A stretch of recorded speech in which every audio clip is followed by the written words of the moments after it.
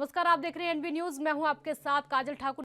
तो पंजाब कांग्रेस में चल रही आपसी अनबन अब भी शांत नहीं हुई है। पंजाब कांग्रेस की कमान नवजोत सिंह सिद्धू को सौंपे जाने की चर्चाओं के बीच में सूबे के सीएम कैप्टन अमरिंदर सिंह और उनके समर्थक सिद्धू को कांग्रेस का अध्यक्ष बनाए जाने के पक्ष में नहीं है और यही कारण है कि सियासी खींचतान के बीच में दोनों नेताओं की दो अलग अलग तस्वीरें सामने आ चुकी हैं। एक तरफ जहां नवजोत सिंह सिद्धू ने पंजाब में कांग्रेस के विधायकों और नेताओं के साथ में नाश्ता पानी किया, तो वहीं दूसरी तरफ कैप्टन अमरिंदर सिंह दिल्ली में कांग्रेस सांसदों की टीम उतारते नजर आए। दरअसल दिल्ली में पंजाब के कांग्रेस सांसदों की बैठक आज होनी है। दिल्ली में प्रताप सिंह बाजवा के घर पंजाब के सांसदों की बैठक होनी है। इस बैठक में नवजोत सिंह सिद्धू के प्रमोशन यानी पार्टी का प्रदेश अध्यक्ष बनाए जाने को लेकर चर्चा होगी। सिद्धू के पदोन्नति के खिलाफ खड़े ये सांसद जो हैं सोनिया गांधी से मिलने का समय मांगेंगे। सूत्रों के मुताबिक ये सांसद सोनिया गांधी से मिलकर अपील करेंगे कि नवजोत सिंह सिद्धू को प्रदेश अध्यक्ष ना बनाया जाए। सांसद प्रताप सिंह बाजवा ने बयान जारी करके भी कहा है कि हमने पंजाब के सभी कांग्रेसी सांसदों को बैठक के लिए बुलाया है। इस बैठक में किसानों और कांग्रेस से जुड़े कुछ मसलों पर बातचीत होगी। उधर शनिवार को नवजोत सिंह सिद्धू की मुलाकात का दौर लगातार जारी रहा। उन्होंने सुबह सबसे पहले पार्टी के वर्तमान अध्यक्ष सुनील जाखड़ से मुलाकात की। उसके बाद सिद्धू ने चंडीगढ़ के सेक्टर 39 में अमरिंदर समर्थक समेत अपने समर्थकों मंत्रियों से मुलाकात की। सबसे पहले उन्होंने सुखजिंदर सिंह रंधावा, उसके बाद बलवीर सिंह सिद्धू, उनके बाद लाल सिंह से मुलाकात की और फिर गुरप्रीत सिंह कांगर से मिले।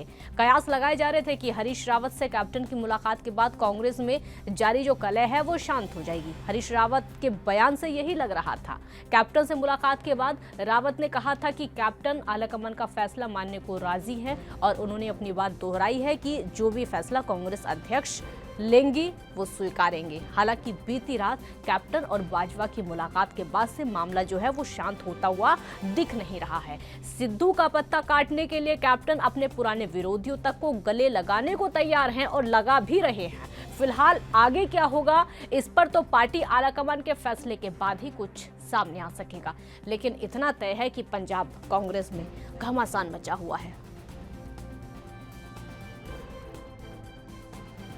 देखो, आज की जो मीटिंग है बेसिकली वो हमने सारे अपने कुलीग दोस्त जो मेंबर्स ऑफ पार्लियामेंट हैं पंजाब से, लोकसभा और राज्यसभा के, उनको निमंत्रण दिया है क्योंकि फार्मर्स का बहुत बड़ा मुद्दा है और फार्मर जथेबंदियों ने जो संयुक्त इनका मोर्चा है, उन्होंने सभी फार्मर्स को अपनी तरफ से व्हिप जारी किया हुआ है और ये मुद्दा विशेष तौर पर पंजाब, हरियाणा और वेस्टर्न यूपी और राजस्थान से जुड़ता है। तो इसलिए वो स्ट्रेटेजी कि हमने क्या करना है, ऑलरेडी अकाली दल वालों ने अपना बता दिया कि हमने पार्लियामेंट में क्या करना, आपने कर दिया, तो हमने बैठकर उस बात पर भी चर्चा करनी और कुछ कांग्रेस से जुड़ी हुई बातें जो कुछ चर्चित बातें हैं उन पर भी चर्चा करनी। किसी चीज को नहीं, ये सारी बातें ऑन कैमरा में कुछ नहीं आपको कह सकता। हम एमपीज मिलेंगे, पंजाब की बात करेंगे। हाँ, ये मैं इतनी बात। इस मुद्दे पर चर्चा करने के लिए हमारे साथ जगतार सिंह भुल्लर सहयोगी हमारे साथ जुड़ चुके हैं और विपिन शर्मा वरिष्ठ पत्रकार हैं, वो भी हमारे साथ जुड़ चुके हैं। बहुत बहुत स्वागत है आपका। जगतार जी, सबसे पहले आपसे ही जानना चाहेंगे, जैसा घमासान इस समय पंजाब कांग्रेस में मचा हुआ है, जो तूफान इस समय मचा हुआ है, दो धड़ों में कांग्रेस बटी हुई है। एक तरफ सीएम कैप्टन का धड़ा है, दूसरी तरफ सिद्धू का धड़ा है और जो तस्वीरें, जो लंच डिप्लोमेसी की तस्वीरें सामने आ रही, वो बहुत कुछ बयां कर रही है कि कुछ भी हो सकता है। बिल्कुल, देखिए इसमें कोई शक नहीं कि हाईकमान की तरफ से नवजोत सिंह सिद्धू को आशीर्वाद दे दिया गया, जो अपनी एक फॉर्मेलिटी ही पूरी करें। तमाम जो राज्य कांग्रेस के पूर्व अध्यक्ष रह चुके उनके साथ मुलाकात हुई। उन्होंने पिछले 2 दिनों से तमाम 5 जो प्रदेश अध्यक्ष रह चुके हैं, चाहे उसमें लाल सिंह हो, प्रताप सिंह बाजवा, शमशेर सिंह ढुल्लो हो, एच.एस. हंसपाल और जो अभी मौजूदा अध्यक्ष सुनील जाखड़, उनके साथ मुलाकात की। इसके अलावा उन्होंने 30 के करीब मंत्रियों और विधायकों के साथ कल ही मीटिंग की थी और उसके बाद लंच डिप्लोमेसी हुई थी। और आज सुबह से ही उनके घर पे, पटियाला उनका घर है, वहां लगातार कांग्रेस पार्टी के अध्यक्ष, खास करके जो पटियाला कैप्टन अमरिंदर सिंह का जद्दी शहर है, वहां से जो विधायक हैं वो उनसे मुलाकात करें, चाहे उसमें निर्मल सिंह शतराणा हो, चाहे मदन लाल हो, ऐसे तमाम जो कांग्रेस पार्टी के विधायक है वो मिल रहे हैं। रही बात, माना जा रहा है कि कल सोमवार को कांग्रेस हाईकमान की तरफ से उनका ऑफिशियली तौर पे प्रदेश अध्यक्ष होने के नाते उनकी जो पुष्टि कर दी जाएगी और तभी अभी से वो नवजोत सिंह सिद्धू लगातार जो तमाम कांग्रेस पार्टी के बड़े दिग्गज उनके साथ मुलाकात करें और उन्होंने हाईकमान ने उनको साफ आदेश भी दे रखे हैं कि जब तक आप प्रदेश अध्यक्ष आपको आपकी आप जो सिद्धू वाणी है उनको विराम दे। तो इसलिए आपने देखा होगा कि पिछले 2-3 दिन से ना ही उन्होंने कोई शब्द बोला, ना ही कोई उन्होंने ट्वीट किया। तो लाजमी तौर पे वो हाईकमान के इशारे पे ही काम करे और हाईकमान के इशारे पे ही तमाम जो कांग्रेस पार्टी के पूर्व अध्यक्ष रह चुके उनके साथ उनकी मुलाकात हुई है। रही बात अब कैप्टन अमरिंदर सिंह की, कैप्टन अमरिंदर सिंह अभी भी शक्ति जुटाने में लगे हुए हैं। तमाम जो उनके सियासी शरीक थे, सियासी दुश्मन थे, उनके साथ भी अब उनकी चाय पे चर्चा हो रही है। कभी समा था कैप्टन अमरिंदर सिंह प्रताप सिंह बाजवा को नाम लेकर कहते थे कि ना वो मेरा दोस्त है ना मेरा दुश्मन, लेकिन अब उनको घर पे बुलाना पड़ा। तो कहीं ना कहीं कैप्टन अमरिंदर सिंह अभी भी नवजोत सिंह सिद्धू को लेकर उनका जो नाम अध्यक्ष के तौर पे फाइनल हो चुका वो एडजस्ट नहीं कर पाए और हाईकमान को लगातार डराने की कोशिश कर रहे हैं कैप्टन अमरिंदर सिंह। कभी पंजाब में दलितों का पत्ता खेल रहे हैं, कभी हिंदुओं को पत्ता खेल रहे हैं, लेकिन हाईकमान की तरफ से जो सूत्र बता रहे हैं कैप्टन अमरिंदर सिंह को उन्होंने स्पष्ट बोल दिया कि आप सरकार चलाएं, पार्टी कैसे चलानी है वो हम पर छोड़ दो। तो ये पंजाब के मौजूदा हालात हैं। कल जो सूत्र बता रहे कि सोमवार को जो पूरी की पूरी जो स्थिति है स्पष्ट हो जाएगी। हालांकि आज दिल्ली में तमाम कांग्रेस पार्टी के 8 विधायक एमपी हैं, लोकसभा एमपी हैं, वो प्रताप सिंह बाजवा के कितने वहां इकट्ठे होते हैं और उसके बाद वो सोनिया गांधी को हो सकता है या राहुल गांधी को मिलने का समय भी मांगे।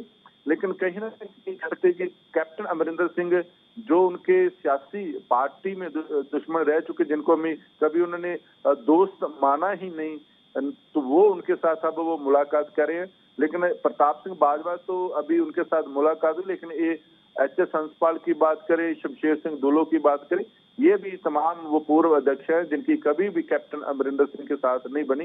लेकिन अब दिल्ली जो मीटिंग हो रही है उससे स्थिति स्पष्ट हुई कि 8 जो एमपी है वो कितने कैप्टन खेमे में है और नवजोत सिंह सिद्धू के कितने खेमे में। लेकिन एक कांग्रेस पार्टी का जरूर कल्चर रहा है कि जो भी हाईकमान की तरफ से जिसको भी अध्यक्ष लगाएगा पार्टी उसी के साथ ही फिर स्टैंड करती रही है। जी जगतार जी, आऊंगी आपके पास। विपिन शर्मा जी, जो पूरा इस समय पंजाब कांग्रेस में चल रहा है, सिद्धू का उधर जाना, लंच डिप्लोमेसी करना, समर्थकों से मिलना, उधर कैप्टन को अगर देखें तो इस दुश्मनी के चलते दुश्मन भी दोस्त नजर आ रहे हैं, उन लोगों से मुलाकात करना, सांसदों से मिलना, कैसे आप देख रहे हैं? क्रिकेट में कहा जाता है कि cricket is a game of glorious uncertainties. कुछ भी हो सकता है, आखिरी गेंद तक अब मैच का पासा किस टीम की तरफ पलटे ये कहना बिल्कुल मुश्किल होता है। और यही आप राजनीति में अगर बात करें, राजनीति में और भी ज्यादा विचित्र समीकरण बन जाते हैं। और अभी हम देख रहे हैं कि पंजाब में कैसे कैप्टन और सिद्धू आमने सामने हैं। यहाँ पर जब एक तरफ समय की पुकार ये है कि कांग्रेस को अपना संगठन भी मजबूत करना है और फिर विपक्ष की भूमिका में राष्ट्रीय स्तर पे भाजपा के सामने खड़ा होना है कि ताकि लोकतंत्र की खूबसूरती है कि अगर आपका विपक्ष मजबूत नहीं होगा तो कैसे आप मुद्दे उठाएंगे, कैसे सरकार को घेरेंगे जो खामी है सरकार की। तो यहाँ पर बड़ा दुर्भाग्यपूर्ण है कि राज्यों पे राज्य, आप उत्तराखंड की बात करें, आप राजस्थान की बात करें और बिहार में बात करें, तो यहाँ पर कोई ऐसे राज्य नहीं है जो इस बात से अछूता है कि जहां पर गुटबाजी नहीं चल रही, आपस में नाराजगी नहीं चल रही। पहले देखा हिमंता बिस्वा शर्मा समय मांग रहे थे, राहुल गांधी से उनको समय नहीं मिला, आज वो असम के मुख्यमंत्री बन गए, हताश होकर भाजपा की तरफ रुख कर गए। ज्योतिरादित्य सिंधिया का भी वही हुआ कि 3 खेमे बने हुए थे मध्य प्रदेश में, दिग्विजय सिंह, कमलनाथ और ज्योतिरादित्य सिंधिया। कहने के लिए राहुल गांधी निश्चित बात है बोलते हैं कि संगठन को मजबूत करेंगे, युवाओं को तवज्जो देंगे, लेकिन उस पर अमल नहीं होता। यही कारण है कि युवा नेता दूसरी तरफ रुख कर जाते हैं।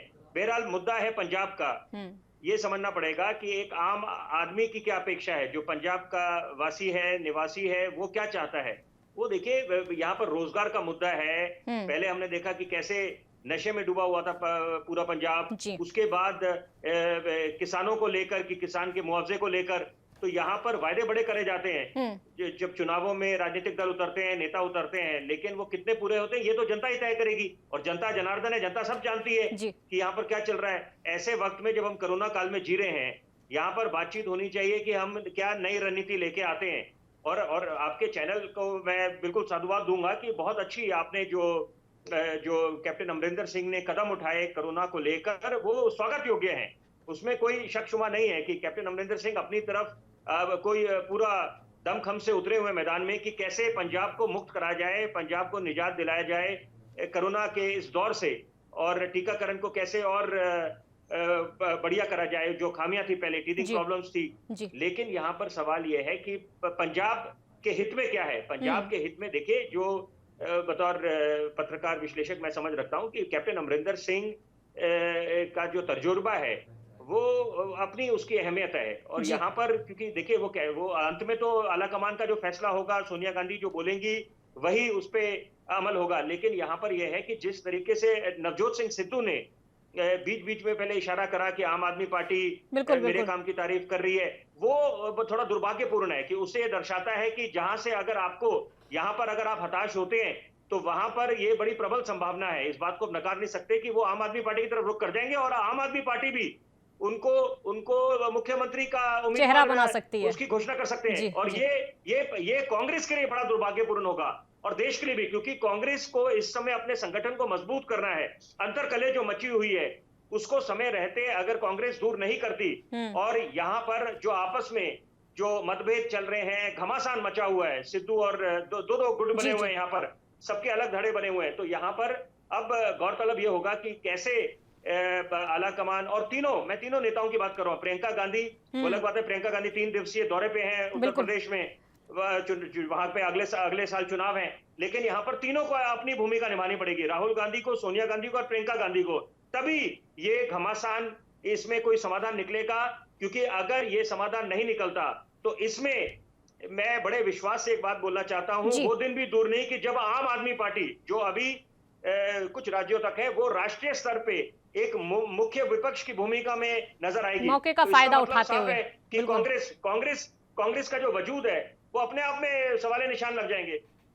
जी जी बिल्कुल जगतार जी, इसी बात को आगे बढ़ाते हुए उधर आम आदमी पार्टी है वो मौके का फायदा उठाने को तैयार है। नवजोत सिंह सिद्धू इधर मीटिंग कर रहे हैं, उधर मीटिंग कर रहे हैं, आलाकमान से मिलने की कोशिश कर रहे हैं। उधर आम आदमी पार्टी पूरा मौका देख रही है कैसे बातचीत होगी। और दिक्कत ये भी है कांग्रेस आलाकमान में, अगर प्रियंका गांधी से किसी की मुलाकात होती है तो फैसला अलग होता है, सोनिया गांधी से मुलाकात होती है तो फैसला अलग होता है, राहुल गांधी से मुलाकात होती है तो फैसला अलग होता है। यहाँ पर भी कंफ्यूजन बहुत बड़ा है आलाकमान को लेकर भी। ये जो बाहर लोग जैसे महसूस करें कि सोनिया गांधी का फैसला अलग है, राहुल गांधी का फैसला अलग है और प्रियंका गांधी का फैसला अलग है, ये हम लोगों को लगता है। लेकिन जो कांग्रेस पार्टी के लोग हैं उनको नहीं लगता। राहुल गांधी का फैसला, सोनिया गांधी का फैसला, प्रियंका गांधी का फैसला, सोनिया गांधी का फैसला, सोनिया गांधी का फैसला, राहुल गांधी का फैसला। ये तो हम सोच भी नहीं सकते कि एक परिवार में तीनों के अलग अलग विचार हो सकते हैं, उनके जो ऑप्शन हो सकते हैं।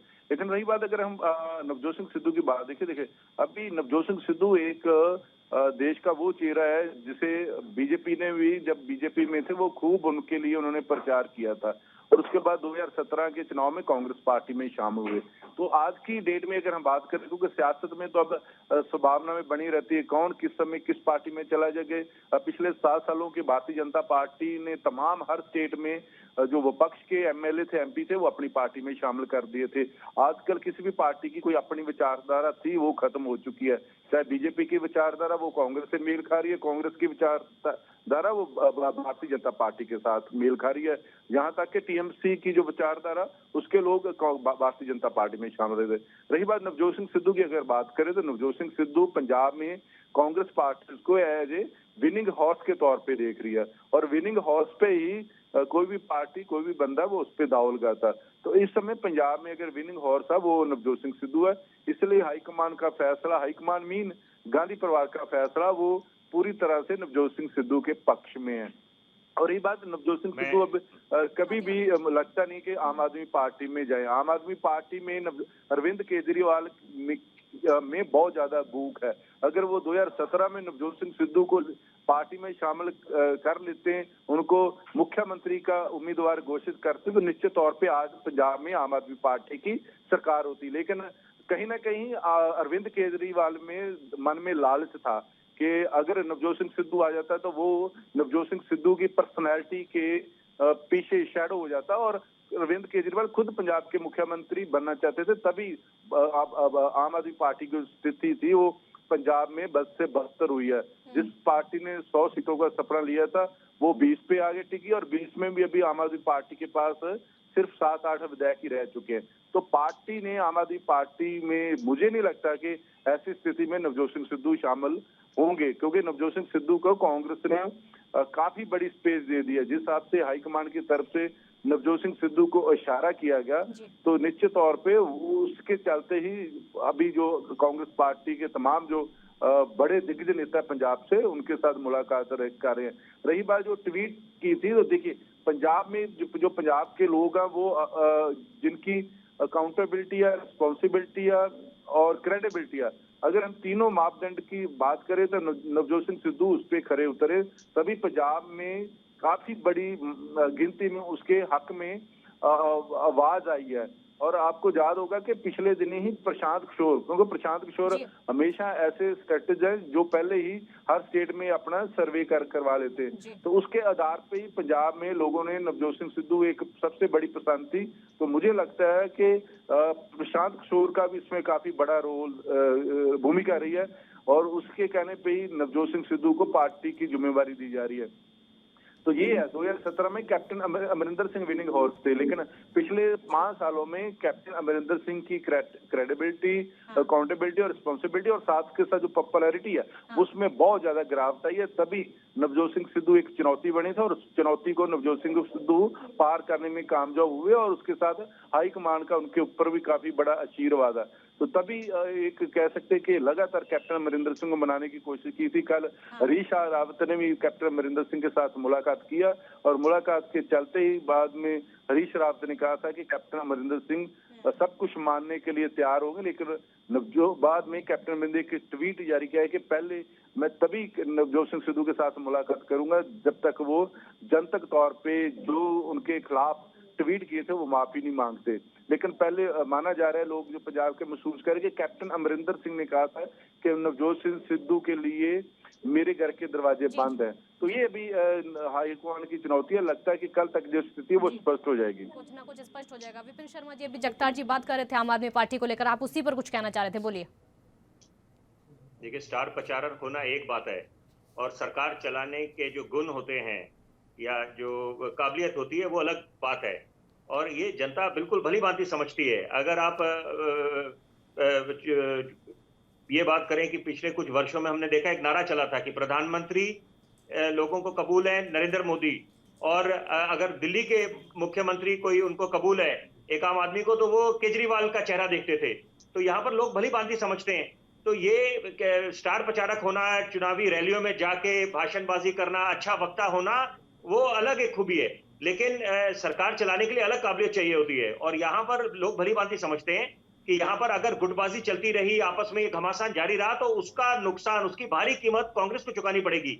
ये वक्त है कि समय रहते समाधान निकाला जाए, और साथ में सबसे बड़ी बात कि कांग्रेस अच्छा संदेश दे कि यहाँ पर प्रियंका गांधी, सोनिया गांधी, राहुल गांधी खुद, क्योंकि अगर आपने पूरे संगठन को मजबूत करना है, पूरी पार्टी कैडर में एक नया जोश डालना है, उनको भरोसा जताना है, तो वहां पर ये संदेश जाए कि हम तीनों ने एक फैसला लिया है, इस बात का संज्ञान लिया है, स्वतः संज्ञान लिया है यहाँ पर, और समय रहते हमने समाधान निकाला है, ताकि समय रहते अगर ये अंतरकलह जो मची हुई है, अगर वो उसमें समाधान निकल जाता है तो ये कांग्रेस के हित के लिए। आप इसमें देखिए, कोई भी देखिए, ये किसी के साथ भी हो सकता है। पिछले महीने हमने देखा कि कैसे मुख्यमंत्री योगी में और प्रधानमंत्री बार बार अनुमान लगाए जा रहे थे कि प्रधानमंत्री मोदी में आपस में सब कुछ ठीक नहीं है, लेकिन समय रहते, चाहे उसमें संघ की भूमिका रही, जो भी रहा, अंत में all is well that ends well, और वो लोग अपना जो आपस के मतभेद थे उसका समाधान निकाल पाए। और काशी में उपलब्धियां गिना कर आ गए, काशी में उपलब्धियां गिना कर आ गए, काशी में उपलब्धियां गिना दी। देखिए, बिल्कुल सही बात है। हाँ। क्योंकि उनको समझ है कि उत्तर प्रदेश का जो चुनाव है 2022 का, वो सेमीफाइनल रहेगा 2024 के बड़े चुनाव से पहले। तो यहाँ पर अगर कांग्रेस अभी भी आत्ममंथन करने के लिए तैयार नहीं है और समय रहते पुख्ता कोई कदम नहीं उठाएगी, ये जो बैठकों का दौर चल रहा है इससे काम नहीं बनने वाला कि वहां पर वो कांग्रेस को और नुकसान देंगे। एक आम आदमी क्या समझेगा? आम आदमी सोचेगा, क्योंकि भाजपा का देखिए, इसमें कोई दो राय नहीं है कि भाजपा का किसान आंदोलन को लेकर इस समय पंजाब में उनकी दावेदारी उस तरह से नहीं होगी और वो भी उनको भी काफी एक संकोच रहेगा कि कैसे किसानों के बीच में जाएं कि जिस तरह से किसान आंदोलन दिन बर दिन उग्र हो जा रहा है और किसानों ने विरोध करा है। भाजपा के कोई भी नेता अगर उनसे पास जाते हैं तो कैसे विरोध होता है वो जग जाहिर है। तो यहाँ पर ऐसी स्थिति में लोगों को, एक पंजाब के निवासी को, वासी को, उसको ये लगेगा कि यहाँ पर एक अच्छा विकल्प है आम आदमी पार्टी और हर कोई फायदा उठाता है। जब आपस में अंतरकलह मची हुई है, भाजपा मैदान में नहीं है, कांग्रेस के आपस में मतभेद खत्म होने के नाम नहीं ले रहे, तो वहां पर इसका सीधा फायदा आम आदमी पार्टी को मिलेगा और उसके संकेत मिलने लगे हैं। उन्होंने जिस तरह से नवजोत सिंह सिद्धू के साथ औपचारिक अनौपचारिक तरीके से बैठक करी या बात करी, जो अटकलें लगाई जा रही हैं, तो उससे बिल्कुल साफ है यहाँ पर कि यहाँ पर ऐसे भी समीकरण बन सकते हैं कि यहाँ पर जब आम आदमी पार्टी में शामिल हो जाएं। लेकिन बहरहाल लोकतंत्र के लिए ये बड़ा दुर्भाग्यपूर्ण है कि एक आम आदमी क्या समझेगा? आम आदमी समझेगा कि देखिए कि समय के मौका परस्त है सब लोग और मौका देखते ही पासा बदल लेते हैं, दूसरी तरफ रुख कर जाते हैं। तो यहाँ पर और जैसे पहले अभी बात कर रहे थे जो वक्ता मेरे से पहले, बहुत अच्छी बात बोली, मैं इत्तेफाक रखता हूँ कि यहाँ पर विचारधारा कि किसी को परवाह नहीं है। आप महाविकास आघाड़ी सरकार का जो गठन हुआ महाराष्ट्र में, वहां पर भी देखा आपने, बिल्कुल विपरीत विचारधारा के 3 राजनीतिक दल ने आपस में हाथ मिलाया, एनसीपी, शिवसेना और कांग्रेस। इतने वर्षों से हमने देखा कि कैसे शिवसेना विरोध करती आई थी कांग्रेस का, और तो लेकिन अंत में जब मौके की तलाश में थे और जब मौका मिला तो गठबंधन का गठन हुआ और सरकार चला रहे हैं। वो अलग बात है कि आपस में अंतरकलह वहां पर भी मची हुई है, दरारें आई हुई हैं और हर दिन यही अटकलें लगाई जाती हैं कि गठबंधन टूट सकता है, भाजपा के साथ जाए। बिल्कुल बिल्कुल, और शिवसेना भाजपा के साथ जा सकती है। अब तो ये भी निकलकर सामने आता है। जगतार जी, अगला सवाल मेरा आपसे होगा। बिल्कुल जगतार जी, अगला सवाल मेरा आपसे होगा और सवाल बड़ा महत्वपूर्ण है आम जनता को लेकर, क्योंकि पब्लिक को इससे मतलब नहीं होता पार्टी के अंदर क्या चल रहा है, उनको इससे मतलब होता है कि सरकार उनके लिए काम क्या कर रही है। अभी जो कांग्रेस में चल रहा है इसका असर आने वाले इलेक्शन में क्या हो सकता है, और इधर आम आदमी पार्टी भी फायदा देख रही है क्योंकि फ्री बिजली का जो ऐलान किया था अरविंद केजरीवाल ने, लोग उसके बारे में भी सोचेंगे।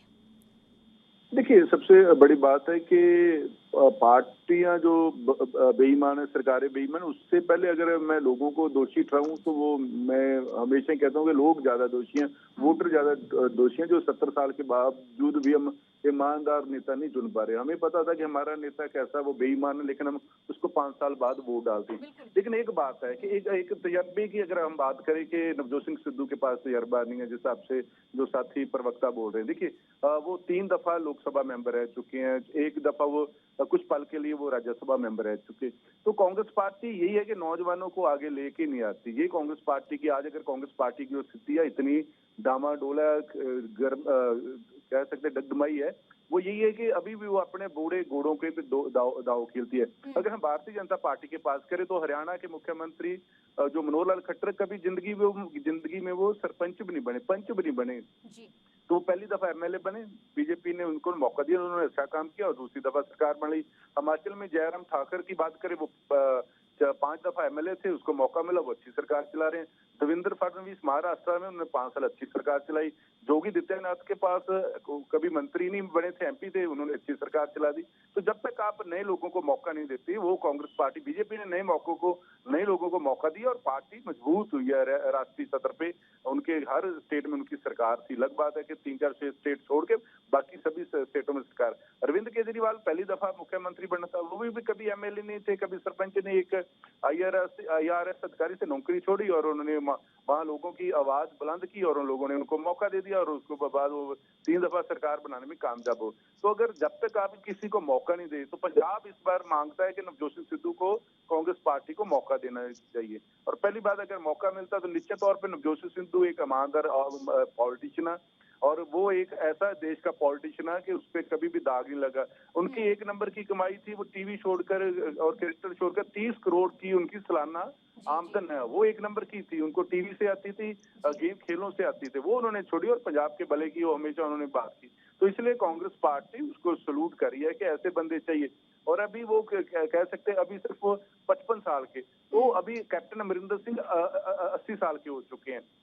तो ये एक काफी एज जनरेशन, आज का जो यूथ है वो क्या मांगता है? वो यूथ अपना भविष्य है। ये नहीं है कि हम पढ़े लिखे लोगों को ये बोल दें कि ये पकौड़े तलना भी रोजगार है। ये देश की एक कह सकते हैं बदकिस्मती वाली बात। वो देश को नेता चाहिए जिसमें जोश है, होश है और काम करने के देश को आगे ले जाने वाली बात करे। तो पंजाब एक इस बार लगता है कि नवजोत सिंह सिद्धू के हक में जाने की कोशिश करेगा। आम आदमी पार्टी के पास एक अच्छा मौका है, लेकिन उनके पास कोई फेस नहीं है। आम आदमी पार्टी पिछली दफा भी लोगों ने बहुत सारी उनके वोटों दे, 20 सीटें नई पार्टी और पंजाब में पहले 4 MP दिए, लेकिन फेस की वजह से क्योंकि अरविंद केजरीवाल पंजाब के फेस हो नहीं सकते और ना ही पंजाब के लोग उनको स्वीकार करेंगे।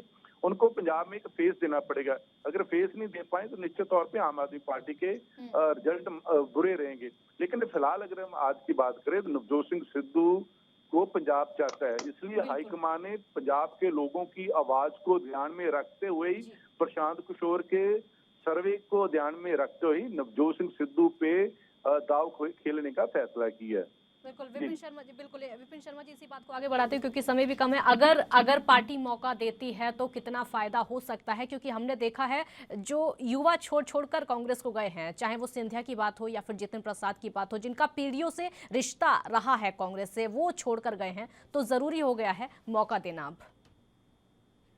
बिल्कुल, क्योंकि कुछ नहीं कह सकते यहाँ पर कि सचिन पायलट भी यहाँ पर एक और नेता हो सकते हैं जो लंबी उस फहरिस्त में शामिल हो सकते हैं, क्योंकि वो विवाद भी बढ़ता जा रहा है पायलट और गहलोत के बीच का। बिल्कुल गहलोत के बीच में। लेकिन यहाँ पर मुद्दा पंजाब पे अगर हम बात करें तो यहाँ पर अगर समय रहते, क्योंकि अगर देखिए एक तरफ कैप्टन अमरिंदर सिंह अपनी बात पे टिके हुए हैं, उन्होंने वो उससे बोल रहे हैं बार बार कि जब तक ये औपचारिक तरीके से माफी नहीं मांगते, जो ट्वीट्स करे 150 के आसपास निजी तौर पे उन्होंने उनपे प्रहार करे थे सिद्धू ने, तो वहां पर वो पहले चाहते हैं औपचारिक तरीके से माफी मांगे। और वहां पर अगर आप सिद्धू की बात करें कि वो कितने संतुष्ट होते हैं कि अगर एक औपचारिक तरीके से घोषणा हो जाती है कि इनको अध्यक्ष, पंजाब कांग्रेस का अध्यक्ष बनाया गया है, तो क्योंकि यहाँ पर ये भी बात करी जा रही है कि यहाँ पर जब हरीश रावत के साथ बैठक हुई और कैप्टन अमरिंदर सिंह ने अपनी बातें आगे रखी और अंत में वो बात अलग है कि उन्होंने बोला कि जो आला कमान का फैसला होगा उसको हम स्वीकारेंगे, लेकिन यहाँ पर उन्होंने बिल्कुल साफ कर दिया अपना रुख कि यहाँ पर की गवर्नेंस में, सरकारी कार्यकाल में, उस काम में बीच में कोई दखल अंदाजी नहीं होगी। यहाँ पर कि नवजोत सिंह सिद्धू प्रदेश अध्यक्ष है, वो संगठन को मजबूत करेंगे, बाकी जो काम है, तो यानी कि इसका मतलब है 2 अलग अलग जिम्मेदारियां होंगी, लेकिन वो कितनी मंजूर होगी नवजोत सिंह सिद्धू को, ये वक्त तय करेगा।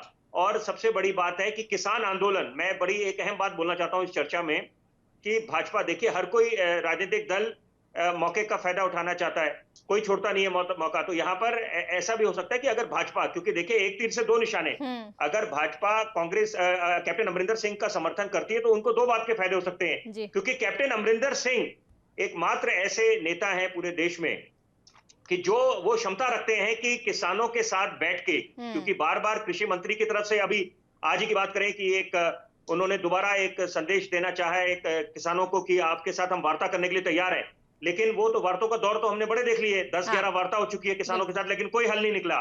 लेकिन यहाँ पर कैप्टन अमरिंदर सिंह अगर किसानों के साथ बात करे तो वहां पर ऐसी उम्मीद जताई जाती है कि वो समाधान निकल सकता है। और वो अलग बात है कि शरद पवार ने भी पीछे हमने देखा जब अंतर्कलह मची हुई है महाराष्ट्र में, वहां पर उन्होंने बोलना शुरू कर दिया कि कृषि कानूनों को वापस लेने की आवश्यकता नहीं है, संशोधन कर सकते हैं। तो आपने खुद देखा कि कैसे राजनीति में समय के साथ कैसे कैसे लोग अपने जो आपके पहले विचार थे वो कैसे बदल जाते हैं, रणनीतियां बदलते हैं, सॉफ्ट कॉर्नर अपनाने लगते हैं समय के साथ साथ। बहुत शुक्रिया आप दोनों का, बहुत शुक्रिया विपिन शर्मा जी, जगतार जी, आपका भी बहुत शुक्रिया हमारे साथ चर्चा में शामिल होने के लिए। तो दिल्ली से फैसला होगा पंजाब कांग्रेस का, और ये जो स्थिति है आज या कल में स्पष्ट हो जाएगी। देखना होगा सिद्धू को कमान मिलती है या फिर नहीं मिलती। एक छोटे से ब्रेक के लिए आप रुकेंगे, जल्द हाजिर होंगे।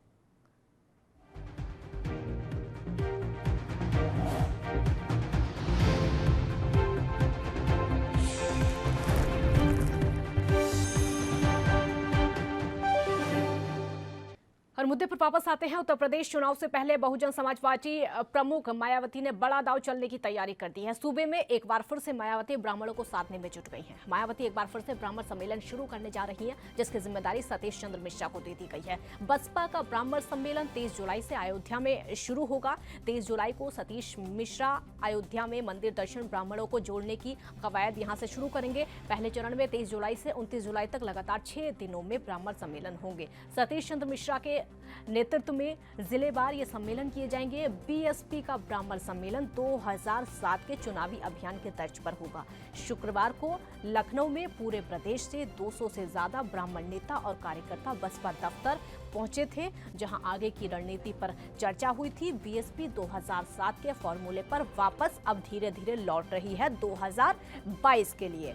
दलित ब्राह्मण ओबीसी इस फॉर्मूले के साथ मायावती 2022 चुनाव में उतरेंगी। और आपको ये भी बता दें कि साल 2007 में मायावती ने बड़ी संख्या में ब्राह्मणों को चुनावी मैदान में टिकट देकर उतारा था। मायावती की ये रणनीति सफल भी रही थी और बीएसपी की पूर्ण बहुमत की सरकार बनी थी। और आपको ये बता दें कि मायावती ने 2007 में यूपी के चुनाव में 403 में से 206 सीटें जीतकर और 30% वोट के साथ सत्ता हासिल करके देश की सियासत में तहलका मचा दिया था।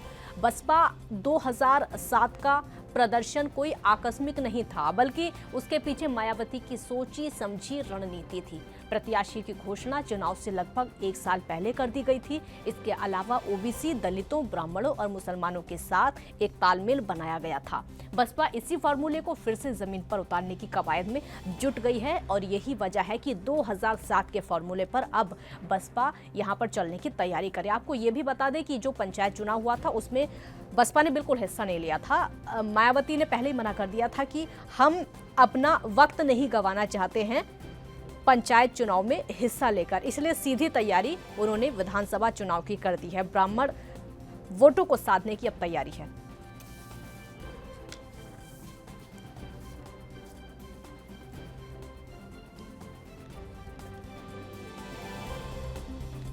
खराब कानून व्यवस्था व इस सरकार में जातिगत एवं धार्मिक द्वेष की भावना से लोगों का हो रहा शोषण एवं उत्पीड़न, बड़े पैमाने पर हो रहा शोषण एवं उत्पीड़न आदि किसी से छिपा नहीं है, जिसके तहत अब इस सरकार में यहाँ अपर कास्ट समाज में से खासकर ब्राह्मण समाज तो बहुत ज़्यादा दुखी है, जिन्होंने पिछले विधानसभा आम चुनाव में बीजेपी के बहकावे में आकर इस पार्टी को बढ़ चढ़कर एक तरफा अपना वोट दिया था और इनकी पूरे 5 साल के लिए सरकार भी बनाई।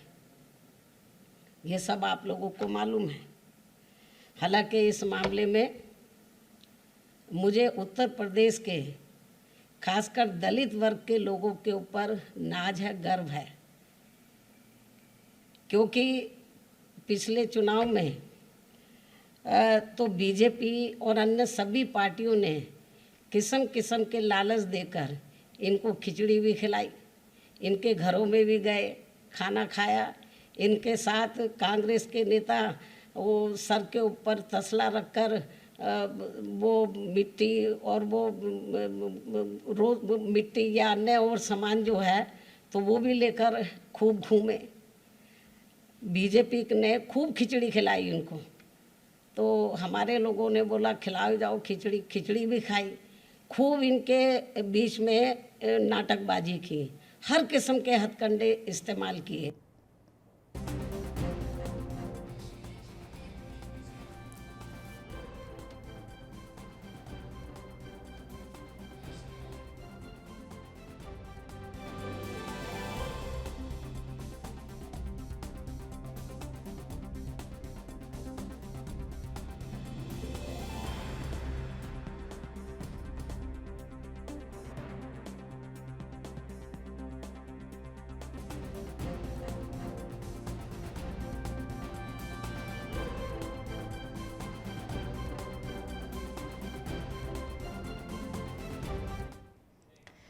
इस मुद्दे पर चर्चा करने के लिए दो खास मेहमान इस समय हमारे साथ जुड़ गए हैं। अश्विनी शाह बीजेपी का पक्ष रखेंगे, बहुत स्वागत है आपका। ख्वाजा शमशुद्दीन बसपा का पक्ष रखेंगे, आपका भी बहुत बहुत स्वागत है। शमशुद्दीन जी, शुरुआत आपसे ही करते हुए, ब्राह्मण वोटों को साधने की तैयारी मायावती ने कर ली, आपका सबसे पहले रिएक्शन। हाँ जी, बात कर रही हैं। हाँ जी, ये पूरा हुआ था और बीजेपी के लोगों ने ब्राह्मण समाज को इधर लॉलीपॉप देख के भाजपा के पक्ष में जो वोट लिया है वो अपने आप को ठगा महसूस कर रहा है। और आज ब्राह्मण समाज बीएसपी के साथ पूरा मुस्तैदी से खड़ा हुआ है। बहन जी 23 जुलाई को अयोध्या में सम्मेलन करने जा रही हैं। ब्राह्मण समाज पूरे प्रदेश से एकजुट हो चुका है बहुजन समाज पार्टी के पक्ष में, क्योंकि बीजेपी की सरकार जब से बनी है ब्राह्मणों का उत्पीड़न हो रहा है, पूरे प्रदेश में आपको देखने को मिला है। शमशुद्दीन जी, ये जो शुरुआत बसपा की तरफ से हुई है, ये ब्राह्मण वोटों को साधते हुए शुरुआत क्यों हुई है? क्या इसलिए लगता है कि जो ब्राह्मण वोट है, हमने जितिन प्रसाद को देखा, वो चेहरा बीजेपी में चला गया है, हो सकता है अब फायदा बीजेपी को हो जाए, क्या उसको देखते हुए शुरुआत बसपा ने ब्राह्मण वोटों को साधते हुए की है?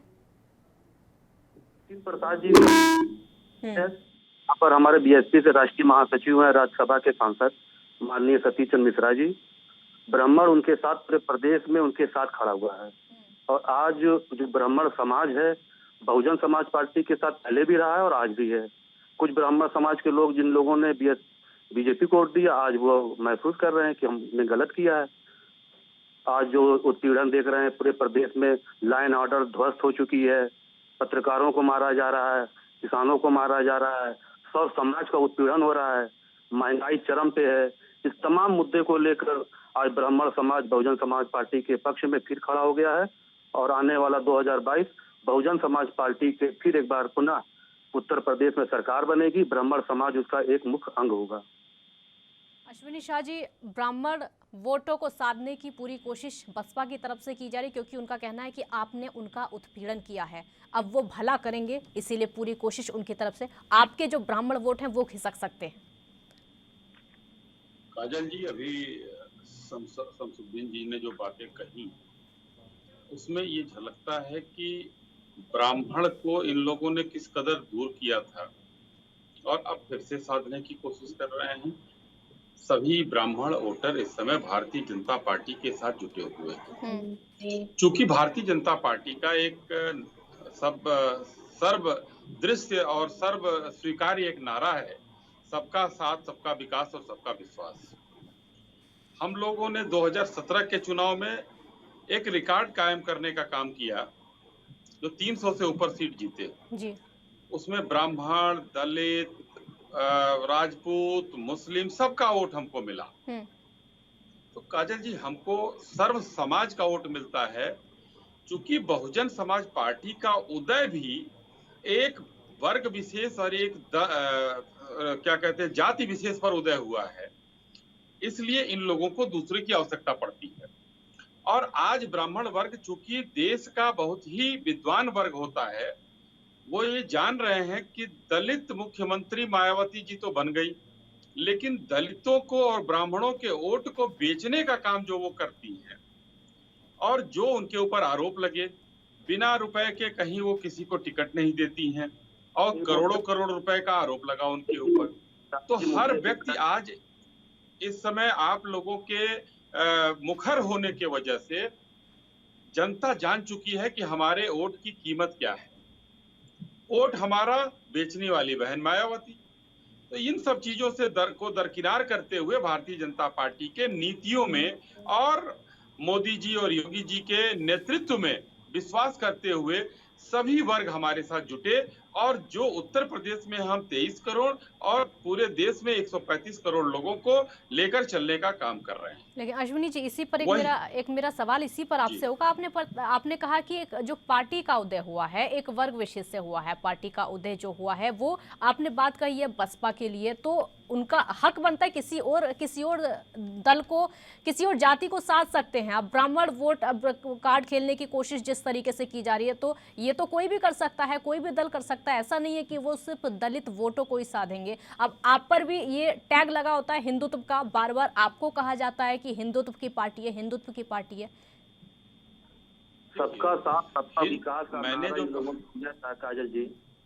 आती हूँ शमशुद्दीन जी, आती हूँ आपसे जवाब लूंगी। बोलिए अश्विनी जी, बोलिए। मेरा काजल जी ये कहना है कि हाँ। अगर हमारे ऊपर हिंदुत्व का टैग लगा है, हिंदुस्तान में बार बार कहा जाता है जो हिंदुस्तान में रहे लोग जितने हैं यहाँ वो सभी हिंदू हैं हमारे लिए, क्योंकि हिंदुस्तान में रहने वाले लोग, शमसुद्दीन जी यहाँ बैठे हुए हैं, बड़े विनम्रता से मैं पूछना चाहूंगा कि ये 4 पीढ़ी के ऊपर का बताएं, जरूर कोई ना कोई हिंदू होगा इनके परिवार में, क्योंकि वो जो आक्रांता आए थे वो तो चले गए।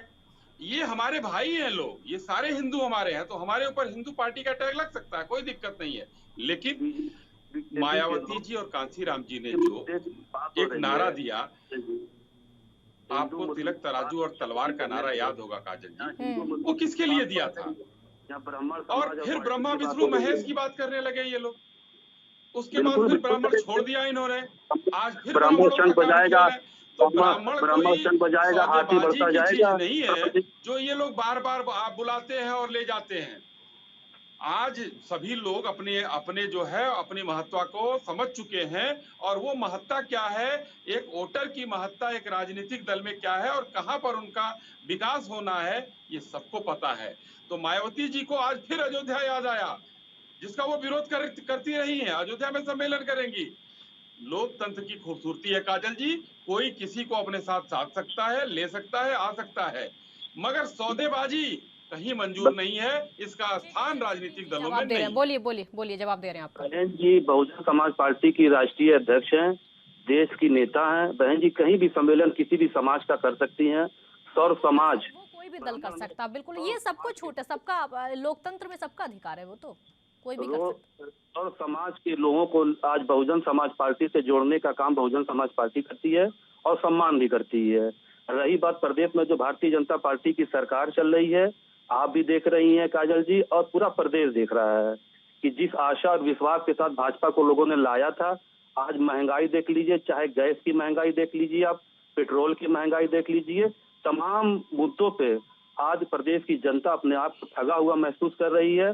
और आने वाला दिन जो 2022 का होगा उत्तर प्रदेश के अंदर, जिस तरह से भारतीय जनता पार्टी के लोगों ने उत्पीड़न किया, सर्व समाज की बात कर रहा हूँ, उसी को देखते हुए 2022 में बहन जी पुनः 5वीं बार उत्तर प्रदेश की मुख्यमंत्री बनेंगी और सर्व समाज का सम्मान होगा, लाइन ऑर्डर मजबूत होगा, जो कानून व्यवस्था ध्वस्त हो चुकी है उसका भी ख्याल रखते हुए बहुजन समाज पार्टी पुनः एक बार सत्ता में आएगी। अब मेरा मानना है कि ब्राह्मण समाज की बात हो रही है, आज बीएसपी के साथ ब्राह्मण समाज, मुस्लिम समाज, दलित समाज, सर्व समाज के लोग आशा भरी निगाहों से भारतीय जनता पार्टी को त्याग दिए हैं और बीएसपी के साथ जुड़ रहे हैं। शमशुद्दीन जी, एक सवाल है मेरा, उसका जवाब दीजिए। जो आपने शुरुआत की है वो ब्राह्मण वोटों को साधने के साथ में शुरुआत क्यों की है, इसका मकसद क्या है, ये बताइए। काजल जी मकसद कुछ नहीं है, ब्राह्मण समाज तो बीएसपी के साथ आज से तो जुटा नहीं है। इसके पहले भी आपने देखा था कि सतीश चंद्र मिश्रा जी के नेतृत्व में पूरा प्रदेश का ब्राह्मण, बीजेपी वाले कहते हैं कि उनसे नहीं छीन सकते आप ब्राह्मण वोट, वो ये कहते हैं कि वो उनके साथ हैं। शंख बजाएगा, हाथी बढ़ता जाएगा।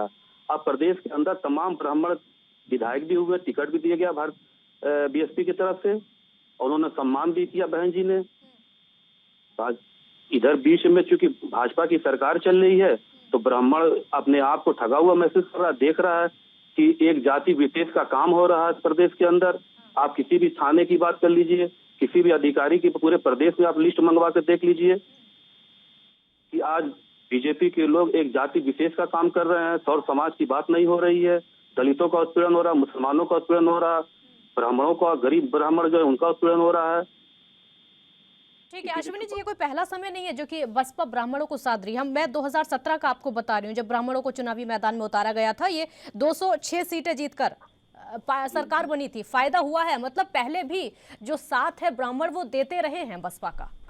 बिल्कुल फिर देगा। 2007 में इन लोगों ने 206 सीट जीती थी, उसके बाद इनकी सीटें 80 के आसपास आ गई थी और नीचे आ गई थी।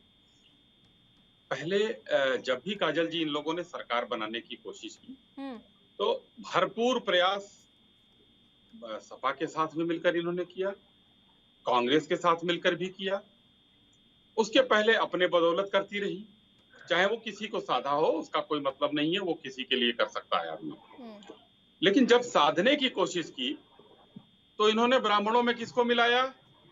विजय मिश्रा एक अपराधी मिलाया, मुख्तार अंसारी के भाई के कौमी एकता दल का विलय, ये अपराधियों का प्रश्रय दिया इन्होंने। और अब ब्राह्मणों को साधने की बात कर रही हैं। कौन बचा है बहुजन समाज पार्टी में? एक समय जब हुआ करते थे बरखूराम वर्मा, रामअचल राजभर जी, दयाराम पाल जी, ये सब कहाँ गए लोग? सब लोग पार्टी छोड़ चुके हैं। और पार्टी छोड़ने के बाद बहुजन समाज पार्टी बहुत कमजोर हो चुकी है। अपना अस्तित्व बचाने के लिए चाहे वो ब्राह्मण सम्मेलन करे और चाहे वो दलित सम्मेलन करे या साधुओं के साथ जाए, ये बहुजन समाज पार्टी का काम है। लेकिन उसको दोबारा अब कहीं सत्ता में दूर दूर तक दिखावट नहीं है। अब आपको मैं बताता हूं, लगभग पिछली बार चुनाव में 200 से के आसपास पार्टियों ने चुनाव लड़ा। उसमें 7-8 दलों को ही, जो प्रमुख दल थे, इन लोगों को सीटें मिली, बाकी लोगों को जमानत जब्त हो गई और कुछ वोट भी नहीं मिला। बहुजन समाज पार्टी ने कांग्रेस के हेलो जी आ रही है आपकी आवाज, बोलिए। जी आप बोलिए, आपकी आवाज आ रही है, आप बोलिए, आप बोलिए। अश्विनी जी मुझे सुन पा रहे हैं आप? लगता है वो उन तक आवाज नहीं पहुंच पा रही है। शमशुद्दीन जी आवाज सुन पा रहे हैं आप मेरी? जी मैडम।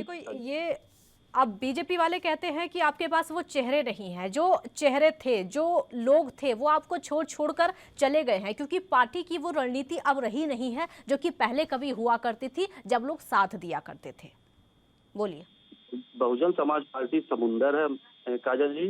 अब बहुजन समाज पार्टी बहन मायावती के नेतृत्व में उनके चेहरे पे चुनाव लड़ती है। और बहन जी फिर एक बार पूरे प्रदेश का दौरा करेंगी और समाज को मिलाएंगी, बात करेंगी। और जिस तरह से इनका फोन छोड़कर क्यों गए शमशुद्दीन जी? बहन जी को लोग छोड़कर क्यों गए? जो अच्छे लोग थे, जो बड़े चेहरे थे, जो ब्राह्मण चेहरे आपकी पार्टी के साथ आए थे, वो छोड़कर क्यों गए? कौन सी ऐसी खामियां रह गई थी? कौन सी ऐसी वजह थी? तो इनका कोई व्यक्ति काजल जी रहा होगा। और हम कह रहे हैं कि आते हैं लोग, जाते हैं तमाम पार्टियों में, चाहे वो भाजपा हो, सपा हो, कांग्रेस हो, तमाम लोग आते हैं जाते हैं, जिनका स्वार्थ पूरा नहीं होता है। कोई टिकट की डिमांड करता है, कोई किसी चीज की, अपने परिवार की बात करता है। तो बहन जी इस तरह की बातें से नकार देती हैं। वो सिर्फ और सिर्फ कार्यकर्ताओं के मनोबल पे, कार्यकर्ताओं के बल पे चुनाव लड़ती हैं, उनकी बातों को सुनती हैं काजल जी। जब उनको लगता है कि ये कैंडिडेट हमारा विधानसभा से जीत रहा है, उसी को टिकट दिया जाता है।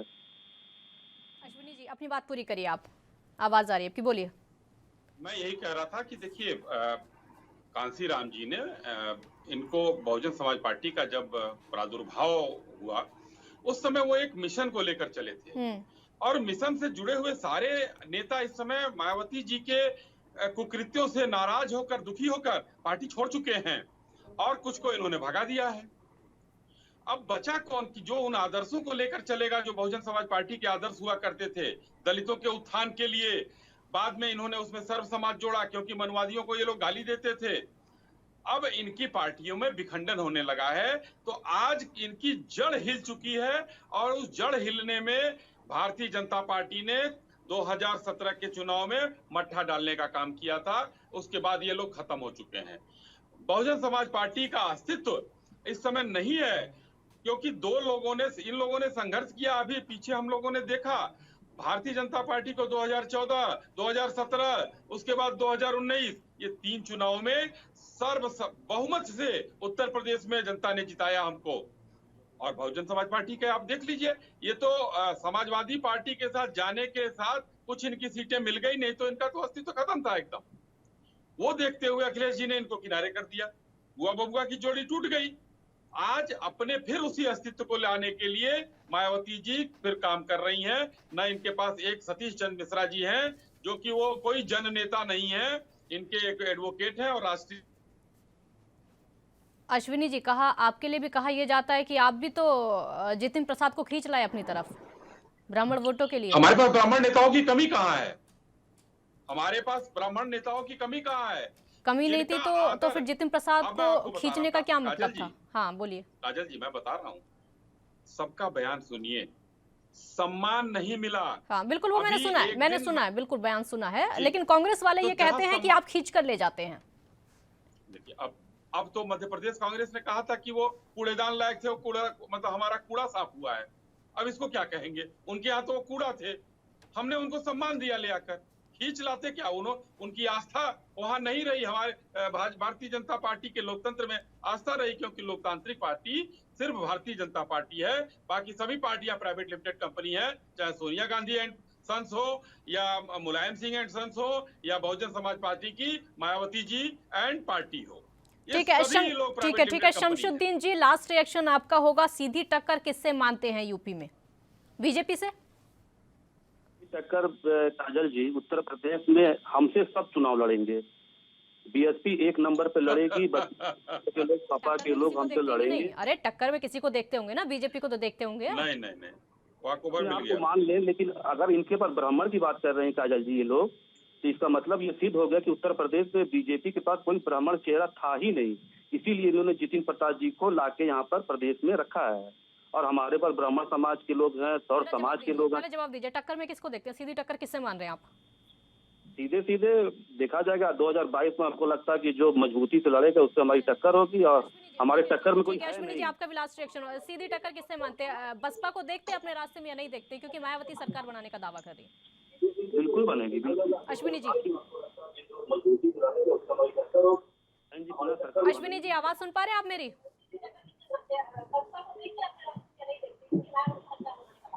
लगता है आवाज नहीं पहुंच पा रही। बहुत शुक्रिया आप दोनों का, बहुत शुक्रिया आप दोनों का हमारे साथ जुड़ने के लिए। समय की भी कमी है। एक बार फिर से मायावती ब्राह्मण वोटों को साधने की कोशिश करी है, क्योंकि मायावती को लगता ये है कि 2007 वाला जो फॉर्मूला था, अगर वो इस पर चलती हैं, मायावती को ऐसा लगता है कि 2007 वाले फॉर्मूले को अगर वो दोहराती हैं तो एक बार फिर से सत्ता में काबिज हो जाएंगी। बहुत शुक्रिया आपका। देखते रहिए ANB न्यूज़। नमस्कार।